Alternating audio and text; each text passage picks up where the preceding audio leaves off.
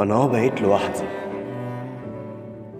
يمكن زعلت شوية من بعدك، بس الفرق بيني وبينك اني ما اخترتش انساكي، وانت يوم الفراق كان يوم سعدك.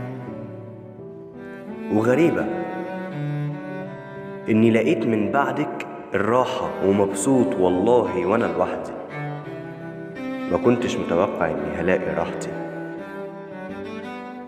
واديني زي الفل وتمام، ورسمت بسمتي بنفسي ولا اجدعها رسام. حبيتك على قد ما حبيتك، بس جرحك ليا مكانش بسيط. عادي اهو انا نسيتك وقلبي فرحان من جديد، وفات الاوان. في الاغلب قلبي مليان بالحنان، بس قاسي وقت ما بحس اني هتهان.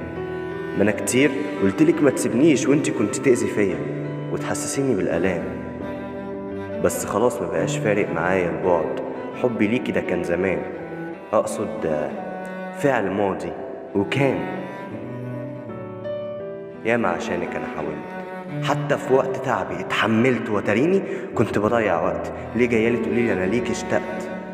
ما هو فات الاوان يا بنت الناس.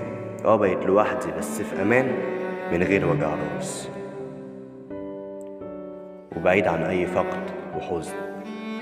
كنت متعلق في حبل دايم، كنت خايف وديه اتقطع فخدني ووقع، وديني فقت من كتر الوجع.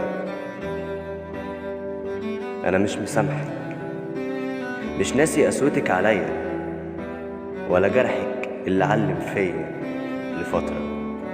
كنت انتي اكتر ممثلة شاطرة قابلتها في حياتي. كنت فاكرك طوق نجاتي من الاحزان، بس طلعت كلها مجرد اوهام.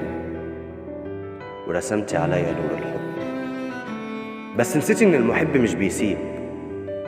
وحجتك كانت النصيب، قلتيلي اني اجمل حبيب، بس حال الدنيا ده غريب، ومشيتي وسبتيني. ما تعرفيش ان انتي اللي خسرتيني. حبيتك بكل ما فيا من مشاعر وحنية، بس انا اللي غلطان، عشان بينت حبي ليكي واديتك امان.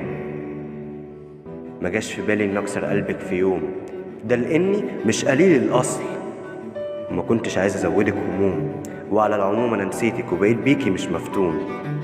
اما لو على كسرة قلبي فانا فوضتها لله.